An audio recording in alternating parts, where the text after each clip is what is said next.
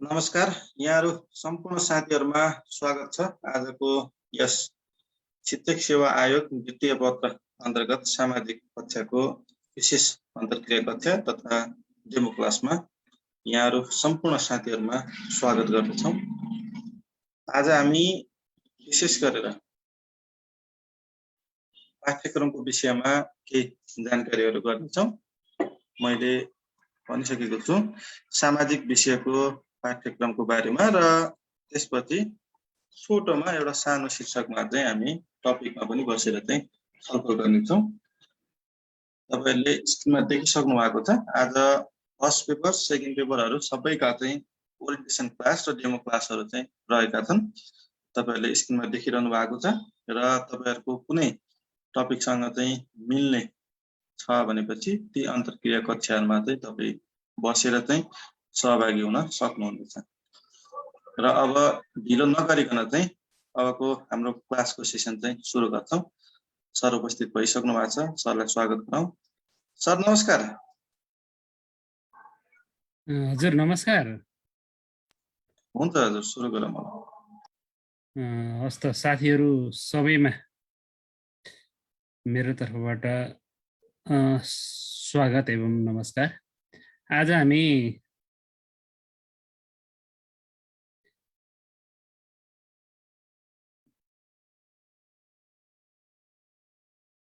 कोशिश शैक्षिक केन्द्रद्वारा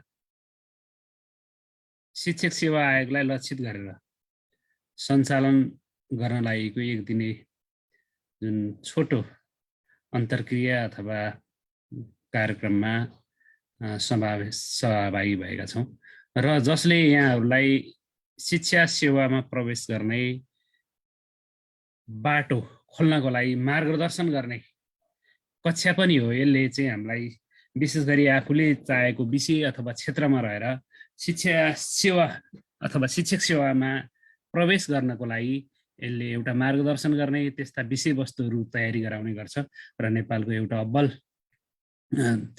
शैक्षिक केन्द्रको रूपमा कोशिश शैक्षिक केन्द्र स्थापित भइरहेको छ। र आज हामी सामाजिक अध्ययन विषय विशेष गरी आधारभूत तह अथवा निम्न माध्यमिक तहको कक्षा 6-8 र माध्यमिक तह मूलतः अहिलेसम्मको पाठ्यक्रम हेर्ने हो भने हामीले 9-10 कक्षासम्मको सामाजिक अध्ययन विषयवस्तुको पाठ्यक्रम र त्यस्ता पाठ्यक्रमको मा समावेश रहेका विषयवस्तुको तयारी कसरी गर्ने र त्यसै गरी त्यसका लेखन सिप लगायत सकेसम्म हामीले एउटा सानो मोडल क्वेसन आन्सर समेत गर्छौं। त्यसरी हामी अगाडि बढ्छौं। अब हामी सबैलाई थाहा छ शिक्षक सेवा आयोग कहिले खुल्छ के हुन्छ भन्ने एक किसिमको दुविधाको अवस्था थियो। हामीलाई लाइसेन्स अगाडि खुल्छ या आयोग अगाडि खुल्छ त्यस्ता किसिमको दुविधाको बीच अब आयोगले लाइसेन्स भन्दा अगाडि प्रतियोगितात्मक परीक्षा नै सञ्चालन गर्ने किसिमको कुरा अगाडि बढाएको सुनिन्छ, जसले हेर्दा छिट्टै नै अब 1-1.5 महिनाभित्रमै आयोगले खुल्ला शिक्षकको विज्ञापन गर्छ जस्तो देखिन्छ। त्यो हिसाबले हामीले अब आफ्नो अध्ययनलाई कन्टिन्यू गर्नुपर्ने अथवा अगाडि बढाउनु पर्ने देखिन्छ, जसमा हाम्रो पहिलाको जस्तो एउटै पेपर मात्र छैन। यसमा 2वटा पेपर छ, जसमा पहिलो पत्र आइक्यू जीके लगायतका विभिन्न विषयवस्तुलाई समावेश गरेको पहिलो पत्र छ र त्यसमा हामीले उत्तीर्ण गरेपछि दोस्रो पत्रमा हामी प्रवेश गर्न सक्छौं। र त्यसकारणले गर्दा हामीले पहिलो पत्रको पनि त्यतिकै तयारी गर्नुपर्ने हुन्छ र दोस्रो पत्र चाहिँ विशेष गरी लेखन सिपसँग जोडिएको हुनाले पहिलो पत्रको तयारी सँगसँगै दोस्रो पत्रलाई पनि हामीले अगाडि बढाउन सक्यौं भने हामी जुन लक्ष्य छ त्यसलाई हामी पक्कै पनि सफल हुन सक्छौं। र सामाजिक अध्ययन यस्तो विषय हो जसले विविध क्षेत्र र क्षेत्रसँग अथवा विषयका विषयवस्तुहरूलाई एकीकृत ढङ्गले यहाँ समायोजन गरिएको छ। र यसरी हेर्दा किन चाहिँ सामाजिक अध्ययनको पाठ्यक्रम फर्स्ट पेपरसँग पनि रिलेटेड छ भन्दा धेरै जसो विषयवस्तुहरू हाम्रो जीके पार्टमा पढ्ने विषयवस्तु हाम्रो सामाजिक अध्ययनको पाठ्यक्रमले समावेश गरेको छ। त्यसकारणले गर्दा त्यसका सैद्धान्तिक पक्षहरू सैद्धान्तिक विषयवस्तुहरू का बारेमा हामीले फर्स्ट पेपरबाट पनि सामाजिक अध्ययनलाई धेरै सहयोग पुग्छ, जसमा हामी दोस्रो पत्र अन्तर्गत चाहिँ हामीले बढी मेथडसँग जोडिएका कुराहरू, लेखनसिपका कुराहरूलाई बढी जोड दिन्छौँ भने पहिलो पत्रका विषयवस्तुहरू पनि यसमा समावेश छन् अथवा धेरै कुराहरू मिल्ने गर्छ। त्यस कारणले गर्दा पहिलो र दोस्रो पेपर सँगसँगै तयारी गऱ्यौँ भने एक पहिलो खण्डले पेपरले दोस्रो पेपरलाई सहयोग पुर्याउँछ सामाजिक अध्ययनको हकमा।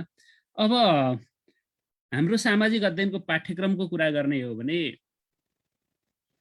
10वटा क्षेत्र निर्धारण गरेर चाहिँ पाठ्यक्रम निर्धारण गरिएको छ। यो पाठ्यक्रम मैले अहिले सो गरिनँ। अब 10वटा क्षेत्रहरू चाहिँ निर्धारण गरिएको छ। यो 10वटा क्षेत्रहरू आधारभूत त अथवा 6, 8 र 9, 10 को क्षेत्रहरू कुनै अगाडि कुनै पछाडि छन्।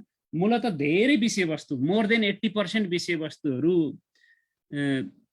दुवै पाठ्यक्रमसँग मिल्ने किसिमका विषयवस्तु छन्। धेरै जसो विषयहरू, झन्डै 80% विषयवस्तुहरू चाहिँ निम्न माध्यमिक तह र माध्यमिक तहका विषयवस्तुहरूसँग मेल खाने किसिमका छन्।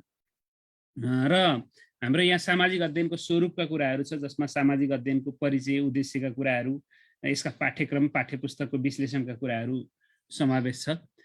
त्यसै गरी दोस्रो टपिकमा चाहिँ विधिका कुराहरू, योजनाका कुराहरू, यस्ता विषयवस्तु समावेश छ। त्यसै गरी सामाजिक अध्ययनमा सञ्चार र सूचना प्रविधिका कुराहरू छ। त्यसपछि मूल्याङ्कन प्रक्रियाका कुराहरू, सामाजिक अध्ययनमा समावेश हुने मूल्याङ्कन प्रक्रियाका कुराहरू छ भने त्यसपछि यसमा चाहिँ सामाजिक अध्ययनका अथवा सामान्यतया हाम्रो कक्षा 6 देखि 10 सम्मका सामाजिक अध्ययनका विषयवस्तुहरूलाई समावेश गरेर तयार गरिएको पाठ्यक्रमहरू तयार गरिएको छ, जसमा इतिहास, भूगोल, जनसङ्ख्या, नागरिक सचेतना, संविधान, अर्थतन्त्र, त्यसै गरी विकास, अन्तर्राष्ट्रिय सम्बन्ध, समसामयिक घटनाहरू लगायत विविध विषयहरूलाई चाहिँ एकीकृत गरेर हाम्रो सामाजिक अध्ययनको पाठ्यक्रम निर्माण गरिएको छ। र यो पाठ्यक्रममा 10वटा एकाइहरू निर्धारण गरिएको छ अथवा 10वटा एकाइमा विभाजन गरिएको छ। अब यो सामाजिक अध्ययनको यस एकाइबाट प्रश्न आउँदाखेरि हाम्रो 10वटा प्रश्नहरू चाहिँ सोधिनेछ।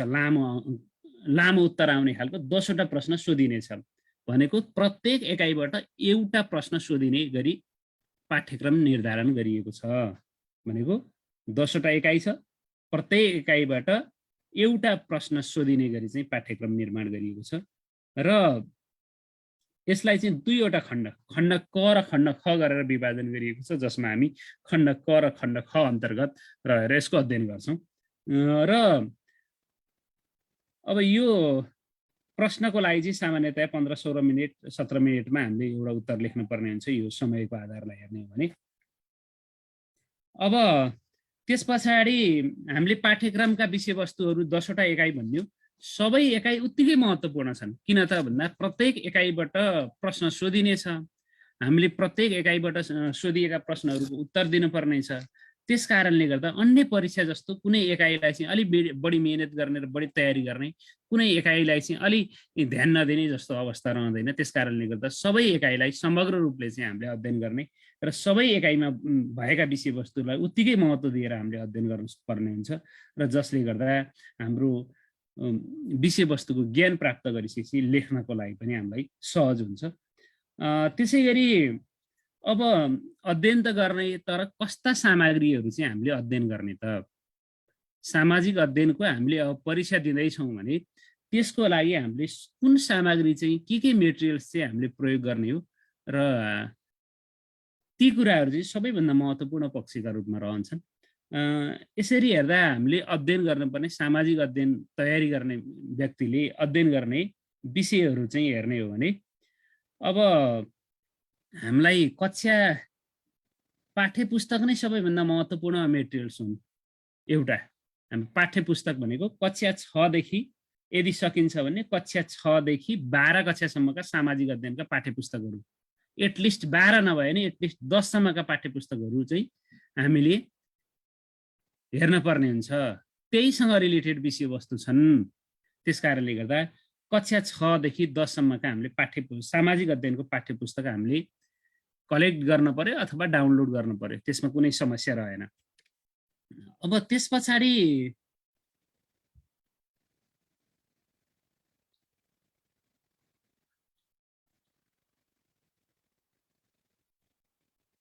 के आवाज क्लियर छ? आवाज आइरहेछ नि? च्याटमा लेख्नुहोस् त। यहाँ आवाज आएन भन्नुभएको छ। यहाँ भिडियो मेरो यो क्यामेरा डिएक्टिभ भनेर क्यामेरा अन गर्न मिलिरहेको छैन ल्यापटपमा। के छ, एकपटक आवाज आएछ कि छैन भन्नुहोस् त। ल ठिक छ। अब हामीले पढ्ने विषयवस्तुको कुरा गर्दाखेरि पाठ्यपुस्तकहरू, सामाजिक अध्ययनका पाठ्यपुस्तकहरू चाहिँ खोजी गर्नुपर्ने र के छ त भन्दा सामाजिक अध्ययनका पाठ्यपुस्तकहरू, कतिपय पाठ्यपुस्तकहरू अपडेटेड छैनन्। पाठ्यक्रम विकास केन्द्रले प्रकाशन गरेका टेक्स्ट बुकहरू अपडेटेड छैनन्। त्यसलाई समय सान्दर्भिक ढङ्गले आफूले अपडेट गर्नुपर्ने हुन्छ। त्यहाँका विषयवस्तुहरूलाई तथ्याङ्कहरू पुराना छन् भने त्यसलाई नयाँ तथ्याङ्क खोजेर हामीले अध्ययन गर्ने र त्यसै गरी पाठ्यक्रमका कुराहरू सम्बन्धित तहगत रूपमा चाहिँ पाठ्यक्रम निर्माण भएका छन्। आधारभूत तह र माध्यमिक तहको पाठ्यक्रम हामीले अध्ययन गर्नु पर्यो। त्यसपछि शिक्षक निर्देशिका, यसले हामीलाई के गाइडलाइन्स गर्छ भन्दा कसरी शिक्षण गर्नुहुन्छ, यो पाठ कसरी पढाउनुहुन्छ भन्ने किसिमका क्वेसनहरूमा चाहिँ के हुन्छ त भन्दा त्यसलाई हामीलाई निर्देशन गर्ने तत्त्व भनेको चाहिँ निर्देशिका हो, शिक्षक निर्देशिका। र हामीले त्यस्ता विषयवस्तुहरूको चाहिँ शिक्षक निर्देशिका, प्रत्येक कक्षाका सामाजिक अध्ययनका विषयको शिक्षक निर्देशिकाहरू पनि तयार भएका छन्। त्यस कारणले गर्दा ती शिक्षक निर्देशिका पनि हामीले खोज्न पर्ने हुन्छ र त्यसको लागि हामीले सबै किन्नुभन्दा पनि अब कतिपय चाहिँ वेबसाइटमा पनि राखिएका छन्। त्यस कारणले गर्दा ती विषयवस्तुहरू चाहिँ वेबसाइटबाट हामीले डाउनलोड गरेर कलेक्ट गरेर राख्न सक्छौँ र आवश्यकता अनुसार अध्ययन गर्न सक्छौँ, जसको लागि चाहिँ हामीले पाठ्यक्रम विकास केन्द्रको वेबसाइट www.yamoecdc.gov.np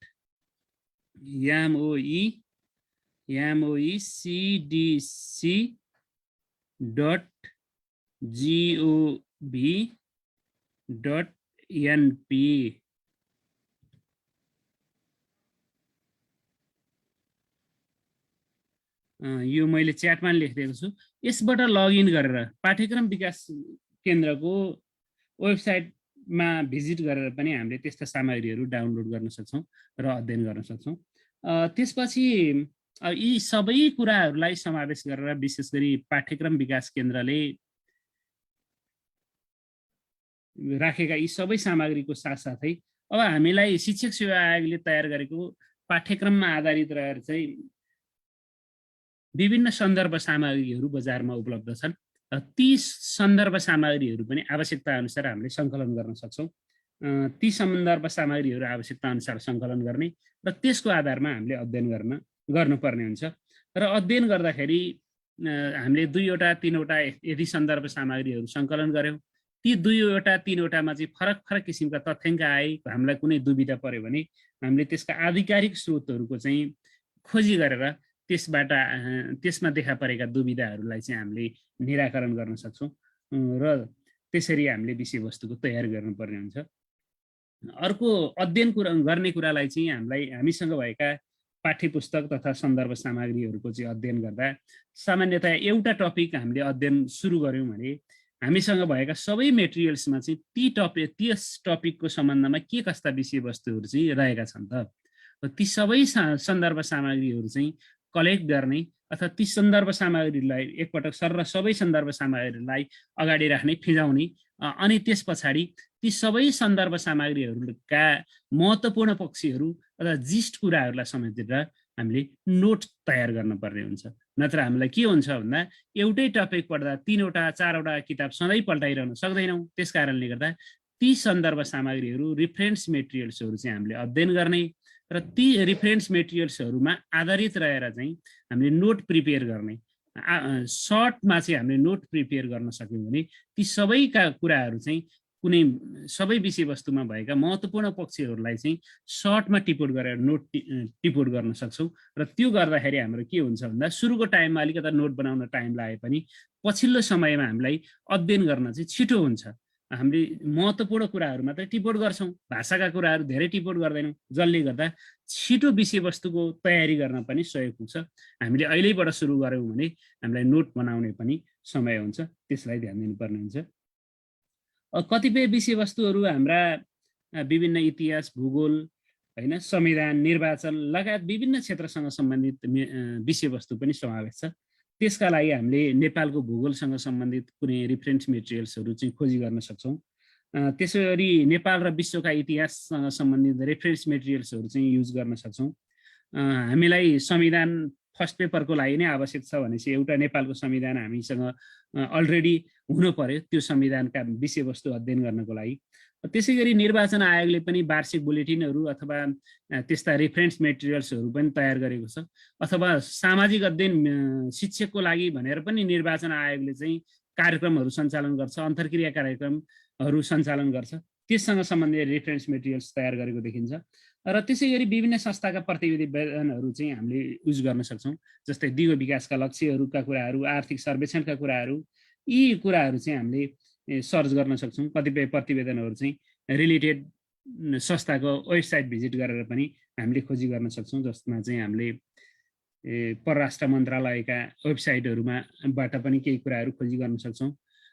केन्द्रीय तथ्याङ्क विभाग अथवा को वेबसाइटबाट, त्यसै गरी राष्ट्रिय योजना आयोग, नेसनल प्लानिङ कमिसन, यी विभिन्न क्षेत्रबाट चाहिँ आवश्यक पर्ने मेटेरियल्सहरू अथवा विषयवस्तुहरू चाहिँ हामीले सङ्कलन गर्ने र त्यस्ता विषयवस्तुहरूको चाहिँ हामीले तयार गर्न सक्छौँ। यसरी हामीले विषयवस्तु खोजी गऱ्यौँ भने अब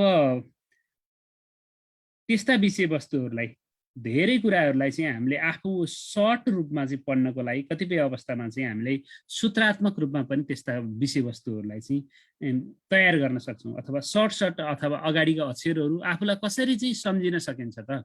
यो बढी चाहिँ हामीले जिके पार्टमा गर्छौँ, तर पनि यसमा पनि केही त्यस्ता खालका क्वेसनहरू आयो भने त्यस्ता सम्झेन बुँदाहरू चाहिँ टक्क लेख्न 5-7वटा लेख्न पर्यो भने टक्क सम्झिनको लागि आफूले बनाएको नोटलाई आधार मानेर चाहिँ सुरुका अक्षरहरूलाई आधार मानेर हुन्छ कि अथवा कसरी हुन्छ, त्यस्ता पोइन्टहरूलाई चाहिँ हामीले सूत्रात्मक रूपमा पनि विकास गरेर पढ्ने बानी विकास गर्न सक्छौँ। र यसरी हामीले जब विषयवस्तु तयार गर्न सक्छौँ, गरिसकेपछि एउटा पक्ष चाहिँ हाम्रो पुरा भयो, हामीलाई विषयवस्तुको तयार गर्ने पहिलो पक्ष पुरा भयो र महत्त्वपूर्ण पक्ष पनि यही हो।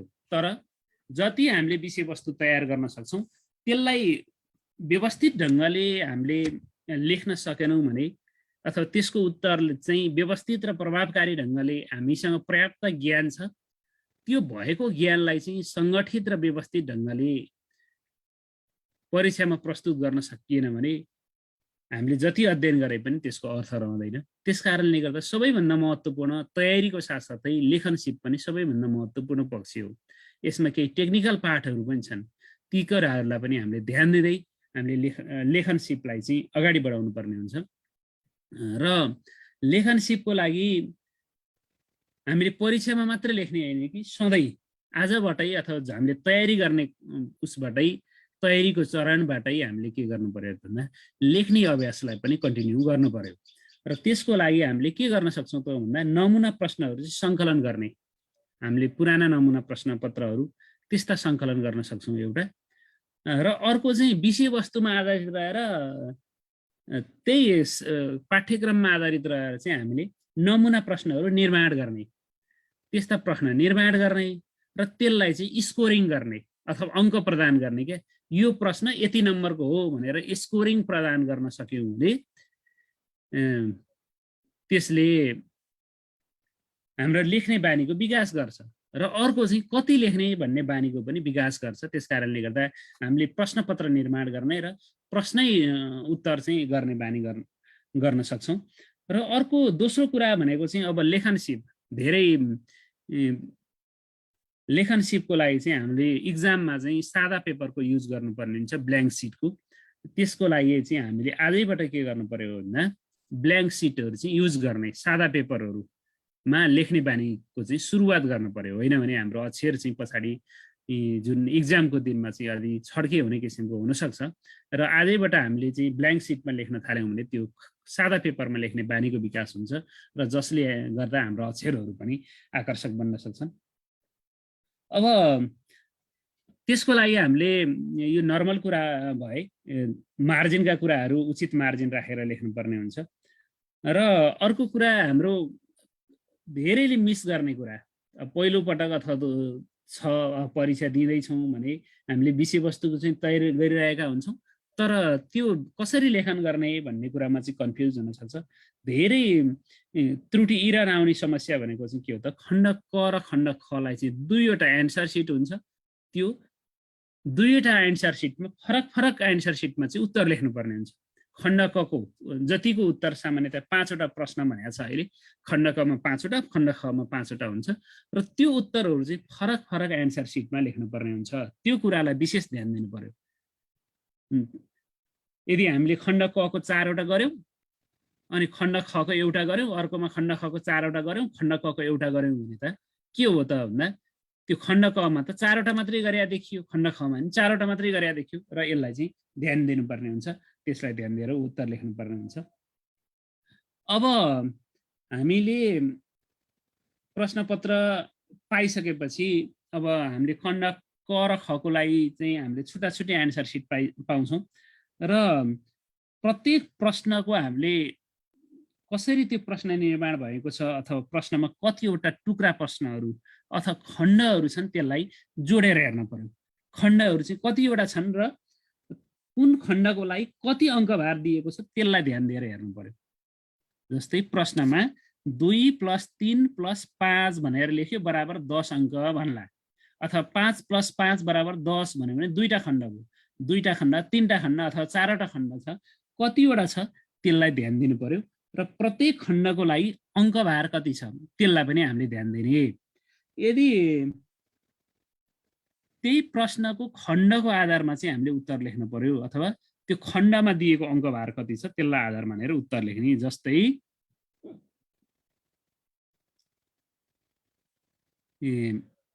व्यवस्थापिकाको परिचय दिनुहोस् भन्ने एउटा क्वेसन आयो भने परिचय दिनुहोस् भन्ने छ, त्यसको चाहिँ 2 अङ्क छ भने सामान्यतया हामीले त्यसमा सबै डिटेलमा दिने भन्दा पनि कम्तीमा 4वटा पोइन्टमा चाहिँ हामीले उत्तर लेख्नुपर्छ, अथवा 1 अङ्क बराबर 2वटा पोइन्टमा उत्तर लेख्ने गरी चाहिँ हामीले विषयवस्तु तयार गर्नुपर्ने हुन्छ।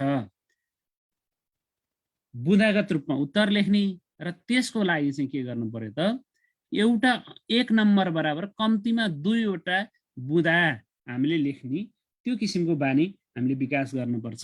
त्यस कारणले गर्दा हामीले के गर्नु पर्यो त भन्दा कतिवटा खण्ड छ र त्यो खण्डमा आधारित रहेर उत्तर लेख्नुपर्ने हुन्छ।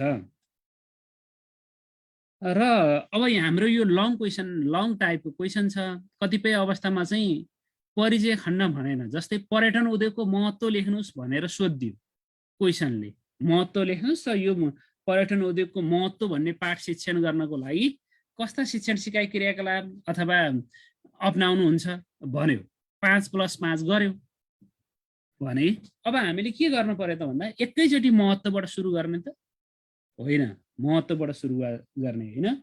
हाम्रो 10 नम्बरको प्रश्न छ, त्यसको लागि कम्तीमा छोटो परिचय खण्ड भनेको छ भने कति स्कोरको परिचय खण्ड छ त्यसैलाई आधार मानेर लेख्ने। यदि हामीलाई प्रश्नमा भनेको छैन भने के गर्नु पर्यो त, संक्षिप्त रूपमा परिचय खण्ड लेख्ने, परिचय खण्ड लेख्ने। त्यसपछि मुख्य खण्डहरू के कुराहरू छ त्यसलाई हामीले बुँदागत रूपमा लेख्छौँ र अन्तमा संक्षिप्त रूपमा छोटो निष्कर्ष 2-3 लाइनमा निष्कर्ष लेख्छौँ। सामान्यतया त्यस्ता निष्कर्षहरू चाहिँ सकारात्मक ढङ्गले इन्डिङ हुने गरी, कहीँ सुझाव दिनुपर्ने खालको छ भने पनि अलि बढी आलोचनात्मक सुझाव भन्दा पनि रचनात्मक सुझाव दिँदै त्यस्ता विषयवस्तुलाई हामीले अन्त्य गर्नुपर्ने हुन्छ अथवा टुङ्ग्याउनु पर्ने हुन्छ।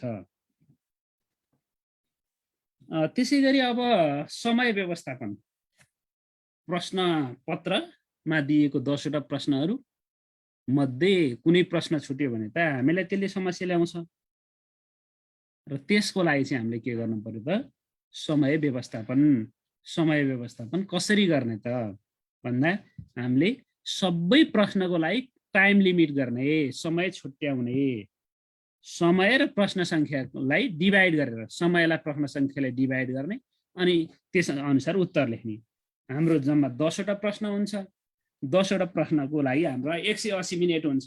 त्यस कारणले गर्दा बढीमा एउटा प्रश्नको लागि 18 मिनेट त्यो हुन्छ। अलिकता हामीले रिभ्यू गर्न पर्ने अवस्था पनि आउन सक्छ भने 16 देखि 17 मिनेट एउटा प्रश्नको लागि हो। अनि हामीले प्रश्न नम्बर 1 मै आधा घण्टा लगाइदियौँ भने त हामीले सिद्ध्याउँदैनौँ नि त। हो, त्यो सबभन्दा महत्त्वपूर्ण पार्ट हो। 1 नम्बरको क्वेसन अत्यन्त सजिलो आयो, सबै पढेको कुराहरू लेख्न सकिने कुरा आयो, जति पनि मेटेरियल्स छन् भनेर हामीले लेख्न थाल्यौँ भने भ्याइँदैन। त्यस कारणले गर्दा त्यो प्रश्नको उत्तर दिँदाखेरि अङ्कभारलाई ध्यान दिने र त्यो आधारमा तोकिएको टाइम लिमिटभित्र सक्ने गरी उत्तर लेख्ने। सबैभन्दा बढी चिप्लिने पक्षी, हामीलाई सबै आउँथ्यो, सबै क्वेसनको उत्तर आउँछ, तर के भयो त लास्टमा यदि हामी हल गर्न सकेनौँ भने एउटा क्वेसन छुट्यो भने त्यसले हामीलाई समस्या ल्याउँछ, त्यहाँ हामीलाई अप्ठ्यारो पर्न सक्छ होइन, हाम्रो जुन नतिजामा रिजल्टमा असर गर्न सक्छ। त्यस कारणले गर्दा प्रश्न अनुसार टाइम छुट्याउने। एउटा प्रश्न चाहिँ 16-17 मिनेट थियो, पहिलो 1 नम्बरको क्वेसनलाई 20 मिनेट लाग्यो भने दोस्रो क्वेसन चाहिँ हामीले जसरी हुन्छ 15 मिनेटमा सक्ने गरी चाहिँ लेख्ने। त्यो मेन्टालिटी चाहिँ पहिल्यैबाट अभ्यास गर्दा नमुना उत्तरहरू चाहिँ लेख्दा पनि त्यसलाई ध्यान दिएर लेख्यौँ भने हाम्रो समय र प्रश्न संख्या बीचको चाहिँ तालमेल मिल्छ र हामीले तोकिएको समयमा उत्तर लेख्न सक्छौँ। त्यो सबैभन्दा महत्त्वपूर्ण, देख्दा सानो कुरा छ तर अत्यन्त महत्त्वपूर्ण पक्ष हो। यसलाई विशेष ध्यान दिएर चाहिँ हामीले अभ्यास गर्नुपर्ने हुन्छ। अब सबै प्रश्नहरू हामीले उत्तिकै महत्त्व दिएर हल गर्नुपर्ने हुन्छ। कहिलेकाहीँ के हुनसक्छ भन्दा यो प्रश्नको उत्तर दिँदाखेरि चाहिँ क्रमभङ्ग नहुने गरी लेख्नुपर्छ भनिन्छ। क्रमभङ्ग भनेको जस्तै 1 नम्बर क्वेसन गरिसक्यौँ हामीले, त्यसपछि दोस्रो नम्बर गऱ्यौँ, अनि दोस्रो नम्बर गरिसकेपछि के गरियो त भन्दा 1 नम्बरको क्वेसनमा चाहिँ यो थप्न पाए भए हुन्थ्यो जस्तो लाग्यो र हामीले 2 को तल प्रश्न नम्बर 1 को बाँकी भनेर लेख्यौँ भने त्यसको परीक्षण पनि हुँदैन, त्यो काम पनि लाग्दैन। त्यस कारणले गर्दा यदि हामीले एउटा प्रश्न लेखिसक्यौँ भने के हुने भयो त भन्दा बरु त्यसको तल केही थोरै ठाउँ छोडेर अनि अर्को प्रश्न सुरु गरियो भने लास्टमा केही सम्झियो, कुनै थप्न पर्ने देखियो भने त्यसकै तल थप्न सकिन्छ। त्यसरी लेख्नु होला। प्रश्न नम्बरहरू चाहिँ उचित ढङ्गले प्रश्न नम्बरहरू चाहिँ ध्यान दिनु होला। प्रश्न नम्बर तलमाथि पर्ने अथवा छुट्ने भयो भने पनि त्यसले समस्या हुन्छ। त्यस कारणले गर्दा प्रश्न नम्बर चाहिँ सही लेखिया छ कि छैन त्यसलाई ध्यान दिएर लेख्नुपर्ने हुन्छ। अर्को हाम्रो यो सामाजिक अध्ययन अथवा अन्य विषयमा पनि हुनसक्छ। जस्तै हामीलाई पाठ योजना बनाउने किसिमको प्रश्न आयो, सम्पादकीय लेख्न पर्यो होइन, सम्पादकलाई चिठीका कुराहरू आउला, यस्ता पक्षहरू आउन सक्छन्।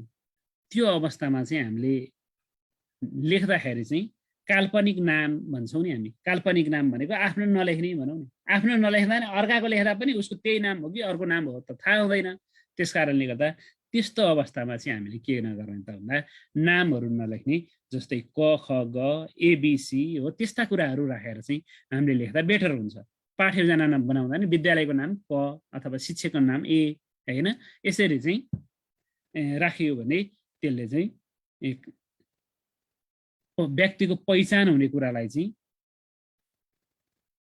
पहिचान हुनबाट जोगाउँछ। यस्ता कुराहरू राख्नु हुँदैन भनिन्छ। त्यसै गरी अर्को उत्तर पुस्तिकामा परीक्षकलाई प्रभाव पार्ने ढङ्गले कुनै पनि कुराहरू चाहिँ नलेख्नु भन्ने हुन्छ है।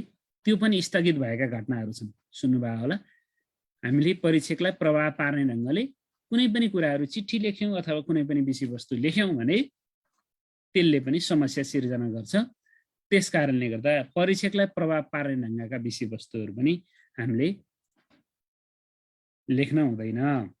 ल, विषयवस्तुसँग रिलेटेड कुरा यिनै भए, हामीले कसरी तयारी गर्ने र लेखन सिपका कुराहरू यिनै भए। तपाईँहरूसँग केही त्यस्तो जिज्ञासा छ भने लास्टमा डिस्कस गरौँला। एउटा सानो मोडल क्वेसनबाट नमुना क्वेसनको छलफल गरौँ अनि कन्टेन्टलाई अगाडि बढाउँला।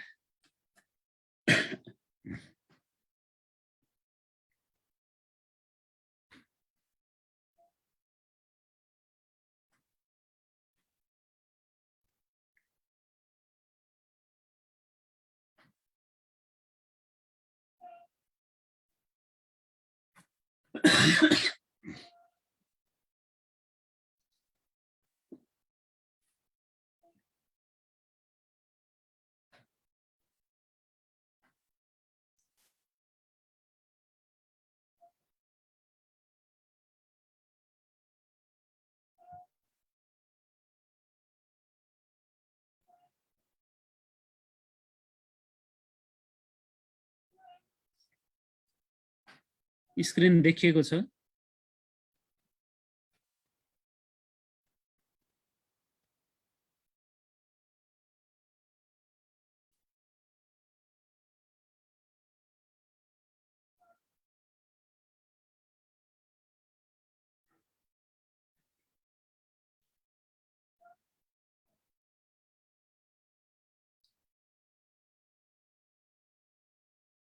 ल ठिक छ।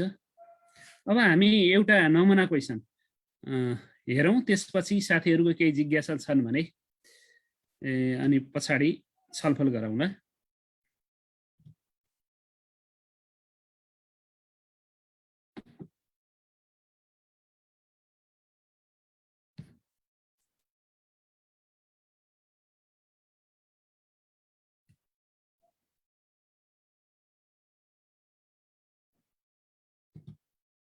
यहाँ एउटा क्वेसन राखिएको छ, एसिया महादेशको भौगोलिक अवस्थाको परिचय दिए। कक्षा 6, यहाँ कक्षा 6 मा पहिला चाहिँ एसिया महादेश भन्ने थियो। अब आएको नयाँ करिकुलममा चाहिँ यी महादेशहरू 9 र 10 मा मात्रै छ। 6 अथवा 9 राख्नु होला। आधारभूत तयारी गर्नेले 6 लेख्नु भयो भने हुन्छ। यहाँ तल उत्तरमा चाहिँ कतै 9 पनि आएको जस्तो लागेको छ मलाई। 6 अथवा 9 मा एसिया महादेश पाठ शिक्षण गर्न आवश्यक पर्ने शिक्षण सामग्री र क्रियाकलाप उल्लेख गर्नुहोस् भनेको यसले के गरे त भन्दा भौगोलिक अवस्थाको परिचय दिने एउटा कुरा आयो। त्यसैगरी अर्को आवश्यक पर्ने शैक्षिक सामग्री अथवा शिक्षण सिकाइका सामग्रीहरू के हुन्छन्?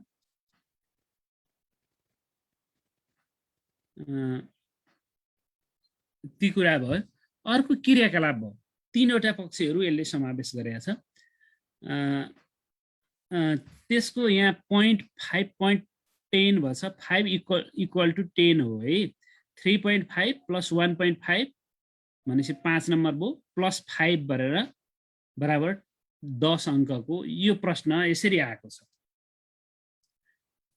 अब पहिलो खण्ड चाहिँ हाम्रो एसिया महादेशको भौगोलिक अवस्थाको परिचय भनेको छ र यसको उत्तरमा के गरियो त भन्दा 3.5 भनेपछि कम्तीमा 7वटा पोइन्टमा चाहिँ भौगोलिक अवस्थाको बारेमा जानकारी दिनुपर्ने हुन्छ र यसलाई बुँदागत रूपमै लेखिएको छ। जस्तै ऐतिहासिक एसिया महादेशको भौगोलिक अवस्थालाई तल प्रस्तुत गरिएको छ भनियो र क्षेत्रफलका हिसाबले एसिया सबैभन्दा ठुलो महादेश हो। यसको क्षेत्रफल 4,45,79,000 वर्ग किलोमिटर छ।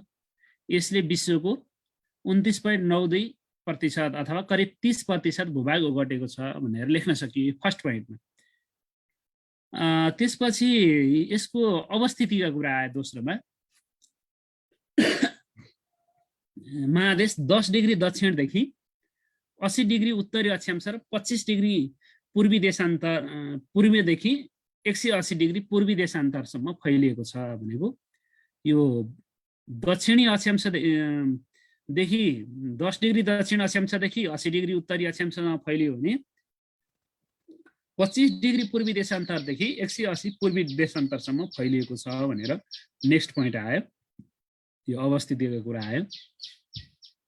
अब यसको सिमानाको कुराहरू आएको छ थर्ड पोइन्टमा। एसिया महादेशको पूर्वमा प्रशान्त महासागर, पश्चिममा युराल पर्वत, उत्तरमा सुमेरु महासागर र दक्षिणमा हिन्द महासागर छन्। यो आयो। त्यसैगरी यस महादेशको पूर्व पश्चिम लम्बाइ 9,600 किलोमिटर र उत्तर दक्षिण चौडाइ चाहिँ 8,600 किलोमिटर रहेको छ। नेक्स्ट पोइन्टमा यस महादेशमा विश्वको सबैभन्दा बढी जनसङ्ख्या करिब 60% जनसङ्ख्या बसोबास गर्छन्। त्यसैगरी अर्को भौगोलिक विविधताको कुरा पनि यहाँ आएको छ। विश्वको सबैभन्दा बढी वर्षा हुने भारतको चेरापुञ्जी तथा सबैभन्दा कम पानी पर्ने थार गोबी मरुभूमि यसै महादेशमा पर्दछन्। यी दुईटा कुराहरू यहाँ आयो भने यस महादेशमा विश्वको सर्वोच्च शिखर सगरमाथा र विश्वको होचो भूभाग मृत सागर रहेका छन्। त्यसैगरी यस महादेशमा विश्वको सबैभन्दा ठुलो ताल क्यास्पियन सागर र विश्वको गहिरो ताल बैकाल ताल पनि रहेका छन्। यस कारणले हेर्दा यो हो भने यस महादेशलाई विषमताको महादेश पनि भनेर चिनिन्छ भनियो। यसमा 7-8वटा पोइन्ट भनेको थियौँ, यहाँ 8वटाको जतिको भयो। केहीलाई हामीले यहाँ टुक्र्याउन पनि सक्ने किसिमका छन्।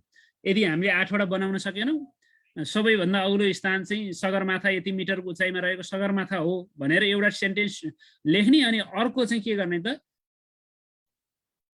विश्वको सबैभन्दा होचो भूभाग मृत सागर पनि यसै महादेशमा रहेको छ भनेर अर्को बनाउने क्या। कहिलेकाहीँ हामीलाई ती 7वटा एटलिस्ट बनाउन पर्यो, अनि यो दुईटा चाहिँ जोडेर लेख्ने 7वटा बनाउने आएन, 6वटा मात्रै पोइन्ट आयो भने चाहिँ के गर्ने त भन्दा यो अवस्थामा चाहिँ टुक्र्याएर पनि हामीले लेख्न सक्छौँ। त्यस कारणले गर्दा त्यो चलाखी पनि हामीले गर्न पर्यो क्या। हामीले उत्तर लेख्दाखेरि 7वटा पोइन्ट बनाउने भएपछि टुक्र्याउनु पर्ने सिचुएसन छ भने टुक्र्याउन सक्ने अवस्था छ। हामीले 7वटा बनाउन सकेनौँ, अघिल्लोतिरको टुक्र्याएर लेख्न सक्ने सिचुएसन छ भने पनि हामीले त्यसलाई टुक्र्याएर लेख्नुपर्ने हुन्छ। यी विषयवस्तुका साथसाथै यसमा चाहिँ अन्य धेरै विषयवस्तुहरू चाहिँ हामीले समावेश गर्न सक्छन्। भौगोलिक परिचयको खण्डमा यहाँ थोरै सीमित विषयवस्तुहरू यहाँ राखिएको छ। अब त्यस पछाडि शैक्षिक सामग्री हामीलाई यसलाई 1.5 अङ्क भनेका थियौँ। त्यो हिसाबले कम्तीमा 3वटा पोइन्टमा मात्रै दिँदा पनि पुग्छ है। तर आवश्यक पर्ने शैक्षिक सामग्री यो एउटा टेक्निकल पार्ट चाहिँ के च्यालेन्जेस छ भने नि, हाम्रो शैक्षिक सामग्री र शिक्षण सिकाइ क्रियाकलापको लिङ्केजको कुरा चाहिँ सबैभन्दा महत्त्वपूर्ण छ। लिङ्केज गर्ने भने जोइन्ट गर्ने। यहाँ हामीले लेखिएको शैक्षिक सामग्री क्रियाकलापभित्र परेको छ कि छैन भन्ने कुरा सबैभन्दा महत्त्वपूर्ण हुन्छ।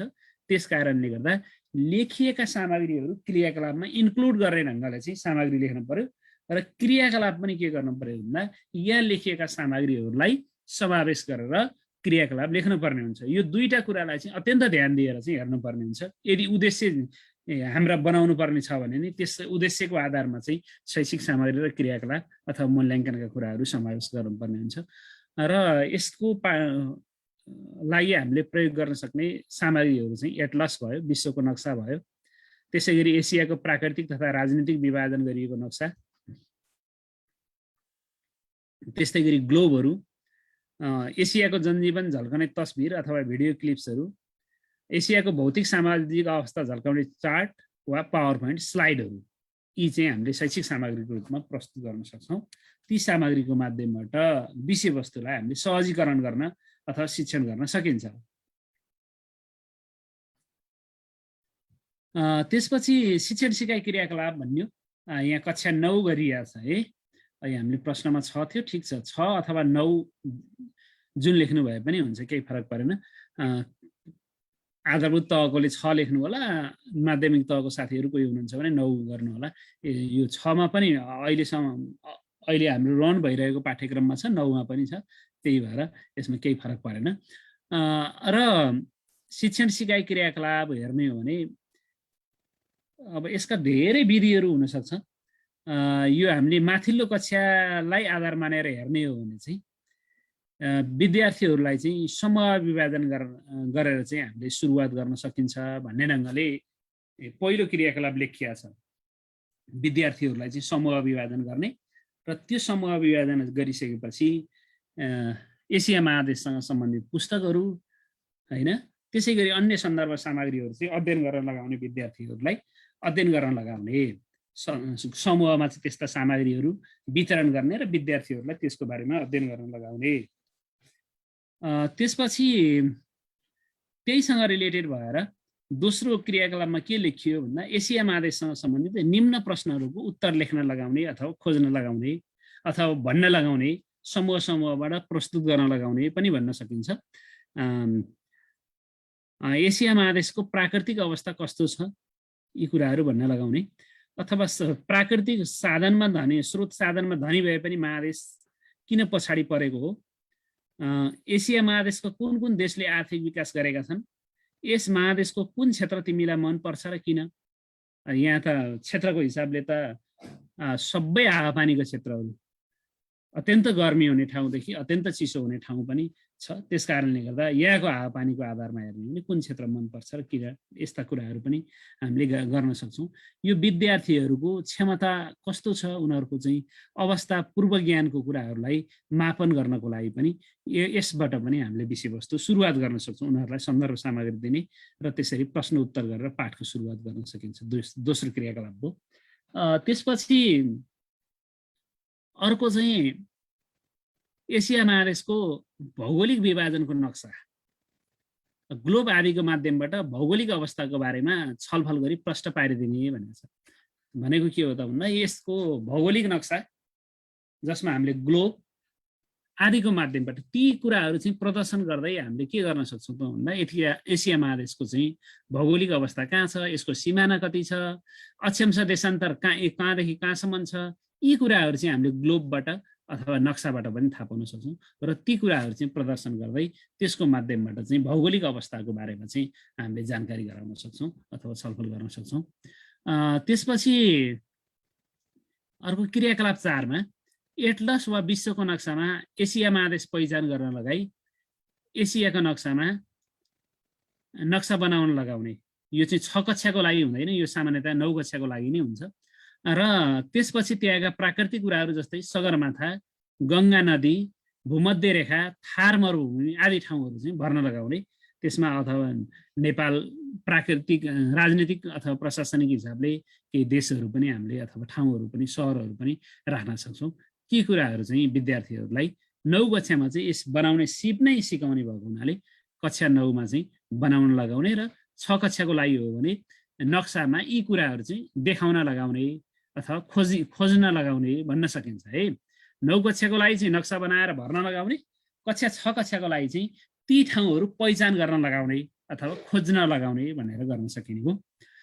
त्यस पछाडि अर्को क्रियाकलाप, यहाँ मैले 5वटामा सबै कम्प्लिट हुने गरी 5 नम्बरको थियो, त्यस कारणले गर्दा 5वटा क्रियाकलाप लेखौँ भनेर सबैलाई यसैमा एउटैमा इन्क्लुड गरेको छु। र शिक्षकले एसियाको सामाजिक अवस्था, आर्थिक अवस्था झल्कने तस्बिर अथवा फोटोहरू, चित्रहरू र अहिले चाहिँ अलि आइसिटीका कुराहरूलाई नै अलि फोकस गर्न सकिने अवस्था हुन्छ। र त्यसै गरी भिडियो क्लिप्सहरू, एसियासँग सम्बन्धित विभिन्न ठाउँहरूको बारेमा सामाजिक आर्थिक अवस्था झल्कने भिडियो क्लिप्सहरू चाहिँ देखाउन सक्छौँ। र त्यसका साथसाथै त्यसको सामाजिक आर्थिक अवस्थाको बारेमा चाहिँ व्याख्या गर्नको लागि चाहिँ हामीले चार्ट, त्यहाँको सामाजिक आर्थिक विशेषताहरू समावेश भएको चार्ट वा पावर पोइन्ट स्लाइडहरू चाहिँ निर्माण गरेर त्यसको माध्यमबाट चाहिँ एसिया महादेशको सामाजिक आर्थिक जनजीवनको बारेमा पनि हामीले विभिन्न उदाहरण दिएर प्रश्न पार्न सकिन्छ। यसमा अरू क्रियाकलाप चाहिँ के गराउन सकिन्छ भनेको विद्यार्थीहरूलाई चाहिँ समूह विभाजन गरेर त्यसको बारेमा, जस्तै यही आर्थिक सामाजिक अवस्थाको बारेमा चाहिँ एउटा समूहले आर्थिक अवस्था, अर्को समूहले सामाजिक अवस्थाको बारेमा विवरण सङ्कलन गराउन सकिन्छ। विभिन्न समूह विभाजन गरेर कसैले भौगोलिक अवस्था, कसैले त्यहाँको प्राकृतिक अवस्था, त्यसै गरी कसैले हावापानी, यी विभिन्न समूह कार्य गर्न लगाउने र विभिन्न समूहले तयार गरेको समूह कार्यलाई चाहिँ पालै पालै प्रस्तुत गर्न लगाउने भनेर पनि लेख्न सक्छौँ। अर्को समूह कार्यलाई चाहिँ ग्यालरी वाक विधिको माध्यमबाट चाहिँ एउटा समूहले तयार गरेको समूह कार्यहरू चाहिँ विभिन्न कर्नरहरूमा, कुनाहरूमा चाहिँ टाँसेर त्यसको माध्यमबाट पनि हामीले लेख्न सक्छौँ, प्रस्तुत गर्न सक्छौँ। त्यसै गरी विद्यार्थीहरूलाई चाहिँ एसिया महादेशसँग सम्बन्धित अन्य विवरणहरू चाहिँ खोजी गरेर चाहिँ कक्षा कोठामा प्रस्तुत गर्न लगाउन सकिन्छ। एसिया महादेशमा रहेका देशहरूको चाहिँ सूची तयार गर्न लगाउन सकिन्छ। त्यहाँ रहेका भूपरिवेष्टित देशहरू कुन कुन होलान् भनेर त्यस्ता कुराहरूको सूची लगाउन सकिन्छ। यी विषयवस्तुहरू चाहिँ हामीले समावेश गरेर चाहिँ क्रियाकलाप लेख्न सक्छौँ। र यसरी क्रियाकलाप लेख्दाखेरि हामीले माथि लेखेका शैक्षिक सामग्रीमा लेखेका मेटेरियल्सहरू चाहिँ क्रियाकलापमा इन्क्लुड हुने गरी चाहिँ क्रियाकलाप समावेश गर्नुपर्ने हुन्छ र जसमा चाहिँ पाठ्यक्रमले राखेका उद्देश्य पनि पुरा गर्ने ढङ्गले क्रियाकलापलाई समावेश गर्नुपर्ने हुन्छ।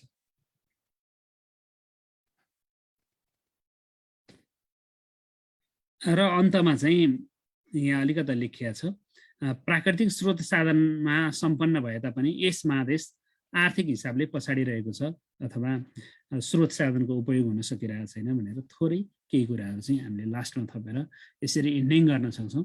यसरी कति अङ्कभारको आधारमा चाहिँ हामीले उत्तर लेख्ने बानी गर्नुपर्ने हुन्छ, त्यसरी उत्तर लेख्नुपर्छ।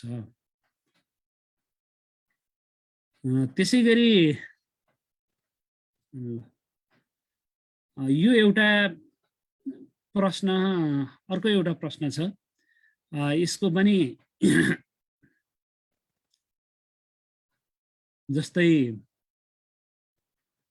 विक्रम सम्वत 2017 देखि 46 सम्म नेपालमा भएका कुनै 5 वटा राजनीतिक घटनाक्रमहरूलाई छोटकरीमा उल्लेख गर्नुहोस्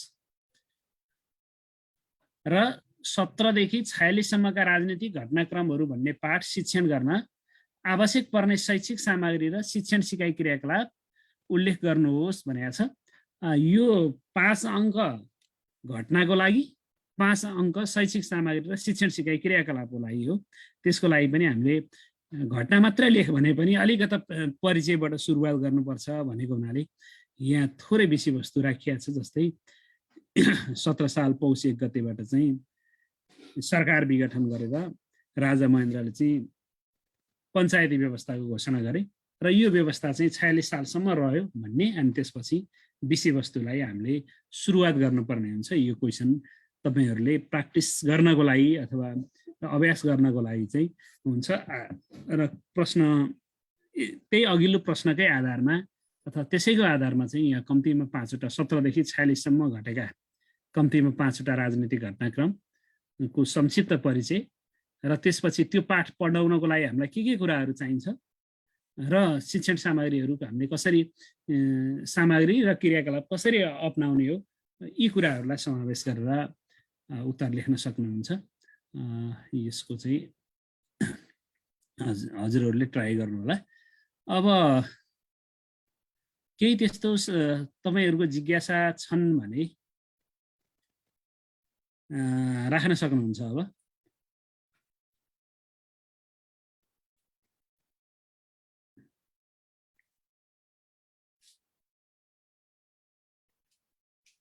च्याटको माध्यमबाट राखौँ कि के गरौँ?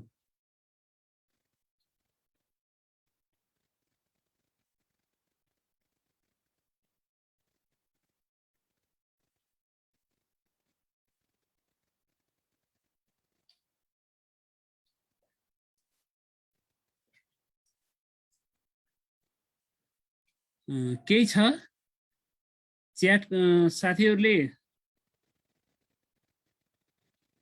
ठिक छ, केही छ भने सर राख्नु होला, अनि त्यस पछाडि सँगसँगै ती कुराहरूसँग छलफल गरौँला।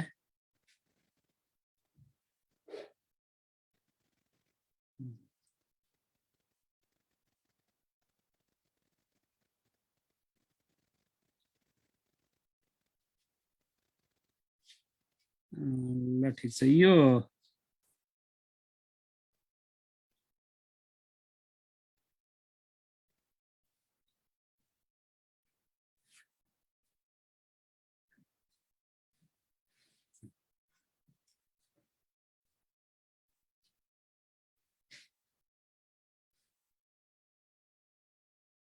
ल ठिक छ, धेरै कुराहरू यहाँ आएको छन्। जस्तै यहाँ साथीहरूले भन्नुभएको कुरामा एउटा त अब कहिले खुल्छ भन्ने कुरा हामीसँग भन्नुभन्दा पनि लगभग अब छिट्टै नै शिक्षक सेवा आयोग खुल्ने सङ्केत देखिन्छ है, हामीले त्यति नै भन्न सक्छौँ। अब त्यो प्रशासनिक निकाय अथवा संयन्त्रले भन्ने भन्दा पनि उनीहरूले भन्दा क्लियर कुरा छ। अब तिहार अगाडि खुल्ने कुरालाई चाहिँ केही विषयका पाठ्यक्रमहरू चाहिँ अझै पनि निर्माण हुने क्रममा भएको हुनाले तिहार अगाडि भन्दा पनि केही छिट्टो नै खुल्छ अथवा तिहार पछाडि सम्भवतः खुल्छ भन्ने ढङ्गले कुरा आएको छ। त्यो हिसाबले 1-1.5 महिनामा खुल्छ होला भन्ने हामीले अनुमान गर्न सक्ने कुरा हो। त्यसपछि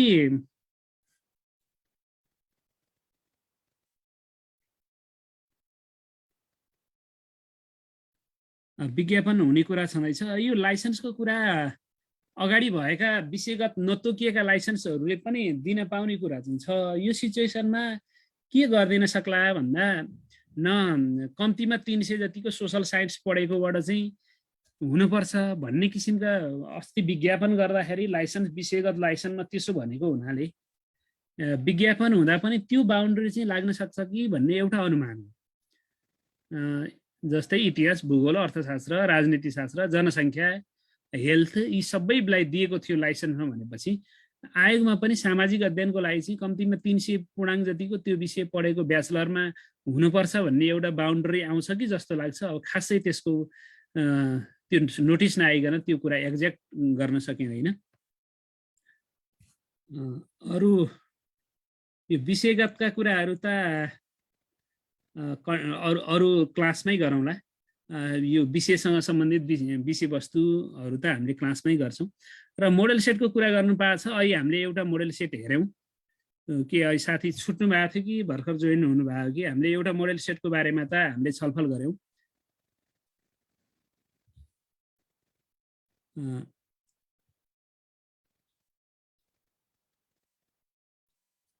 शैक्षिक सामग्रीको क्रमशः भन्नुभएको छ। त्यो क्रमशः भन्ने भन्दा पनि त्यहाँ लेखिएका सामग्रीहरू क्रियाकलापभित्र इन्क्लुड हुनु पर्यो। त्यहाँ सबै सामग्रीहरू चाहिँ क्रियाकलापमा समावेश हुनु पर्यो। त्यो अर्डर नै हुनुपर्छ भन्ने त्यस्तो अवस्था रहँदैन।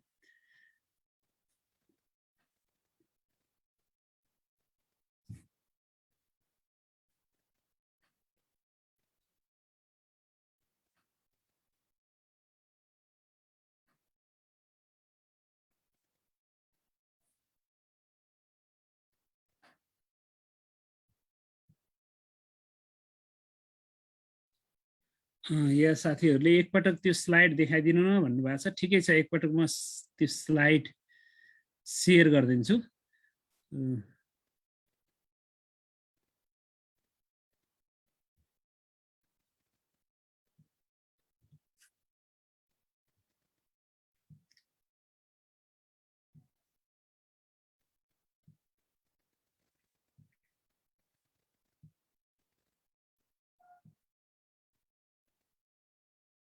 ल, यहाँ एसिया महादेशको भौगोलिक अवस्थाको परिचय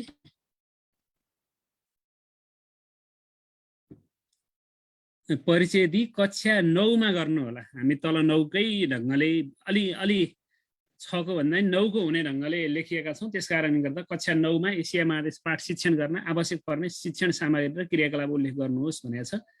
3 + 3.5 + 1.5 + 5 गरे पनि हुन्छ, अथवा 3 + 2 + 5 = 10 गरे पनि हुन्छ। कुरो उस्तै हो। हाम्रो 1.5 भन्दा पनि 2 नम्बर 4-5वटा पोइन्टमा हामीले सामग्री लेखेका छौँ। त्यस कारणले यो 2 नम्बर कभर गर्न सक्ने खालको छ। 3 + 2 + 5 = 10 गरे पनि हुन्छ यो पोइन्टमा नराखेर। र पहिलो खण्डमा यहाँ एसिया महादेशको भौगोलिक अवस्थाको बारेमा सामान्य जानकारी छ। हामीले 6-7वटा पोइन्टमा लेखेका छौँ।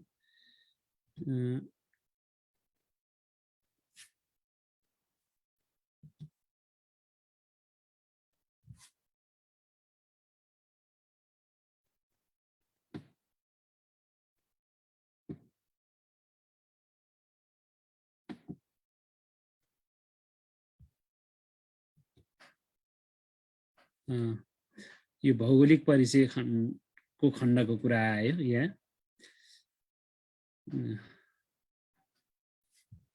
त्यसपछि नेक्स्ट स्लाइडमा हामीले शैक्षिक सामग्रीका कुराहरू यहाँ राखेका छौँ।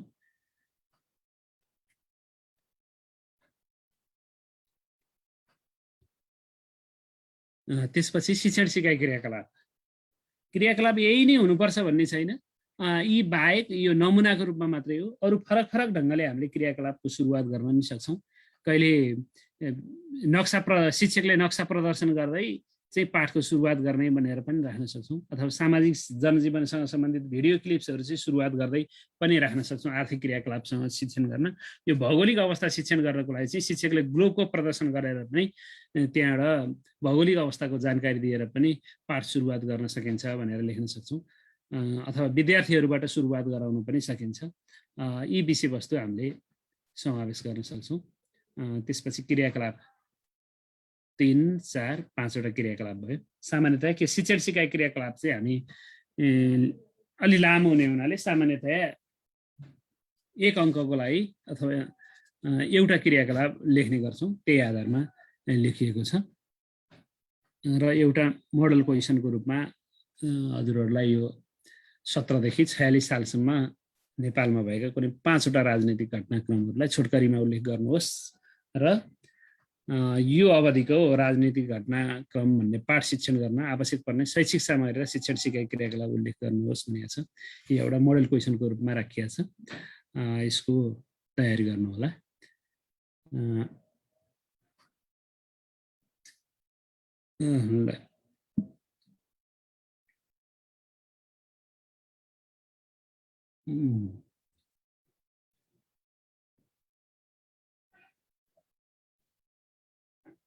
ल ठिक छ।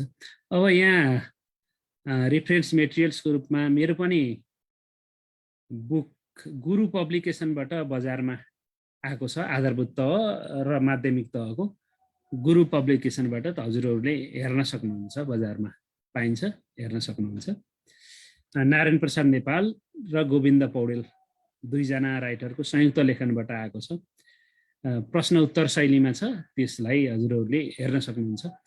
उपयुक्त लाग्यो भने त्यसलाई रेफरेन्सको रूपमा युज गर्न सक्नुहुन्छ। के छ साथीहरूको अरू त्यस्तो केही जिज्ञासा छन् भने राख्नु होला, नत्र यति गरौँ कि आजलाई। शिव सर? सर सकिएको होला हजुर? आजलाई यति गरौँ होला सर। हस् हस् हस् हस्, सरलाई धेरै धेरै धन्यवाद। साथीहरू, आजको हाम्रो अन्तर्क्रिया कक्षा तथा डेमो क्लासको समय यति नै रहेको छ। आजको कक्षामा सहभागी भइदिनु भएकोमा यहाँहरू सम्पूर्ण साथीहरूमा धेरै धेरै धन्यवाद। र यदि तपाईँहरू क्लास लिन इच्छुक हुनुहुन्छ भनेपछि तपाईँहरूले दिएका नम्बरहरूमा सम्पर्क गरेर तपाईँहरू कक्षामा सहभागी हुन सक्नुहुनेछ। र हाम्रो सामाजिकको कक्षा चाहिँ भोलिबाट नयाँ क्लास सुरु हुँदैछ। बेलुका 9 बजेदेखि 10:30 बजेको टाइममा चाहिँ रहेको छ। तपाईँहरूले त्यो क्लासमा चाहिँ जोइन हुन सक्नुहुनेछ। फी फर्स्ट पेपर मात्रै पढ्दाखेरि 2500, सेकेन्ड पेपर मात्रै पढ्दाखेरि 3000 र दुवै कक्षा पढ्दाखेरि 4000 रुपियाँ चाहिँ शुल्क चाहिँ लाग्छ है। यो किसिमले चाहिँ हामीले छुट्याएका छौँ। तपाईँहरूले स्क्रिनमा पनि तपाईँहरूले देखिसक्नु भएको छ। र आज हुने नयाँ ओरिएन्टेसन क्लासहरूको पनि तपाईँहरूले यता स्क्रिनमा चाहिँ